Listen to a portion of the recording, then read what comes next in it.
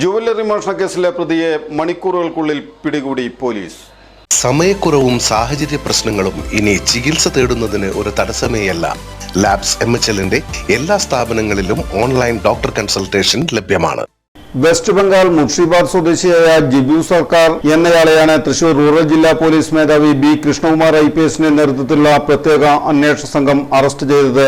അതിഥി തൊഴിലാളിയായ സർക്കാരിനെ മാള അന്നമനടയിലെ താമസ സ്ഥലത്തു നിന്നാണ് പിടികൂടിയത്.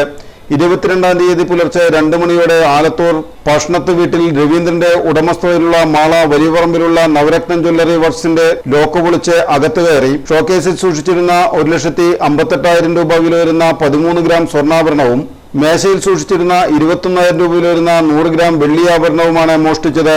സൈക്കിളിൽ ജ്വല്ലറിയിലേക്ക് എത്തിയ ജിബു സർക്കാർ ജ്വല്ലറിയുടെ മുൻവശത്തേക്ക് തിരിച്ചുവച്ചിരുന്ന CCTV ക്യാമറ ഫ്ലെക്സ് ബോർഡ് വെച്ച് മറച്ച് വെച്ചതിന് ശേഷമാണ് മുൻവശത്തെ ലോക്ക് തകർത്ത് അകത്ത് കടന്നത്. സംഭവ സ്ഥലത്ത് നിന്ന് ഫോറൻസിക് വിദഗ്ധർ, finger print expert, dog squad, cyber വിദഗ്ധർ എന്നിവർ തെളിവുകൾ ശേഖരിച്ചും മറ്റും നടത്തിയ ശാസ്ത്രീയമായ അന്വേഷണത്തിലൂടെയാണ് പ്രതിയെ കണ്ടെത്തി അറസ്റ്റ് ചെയ്തത്.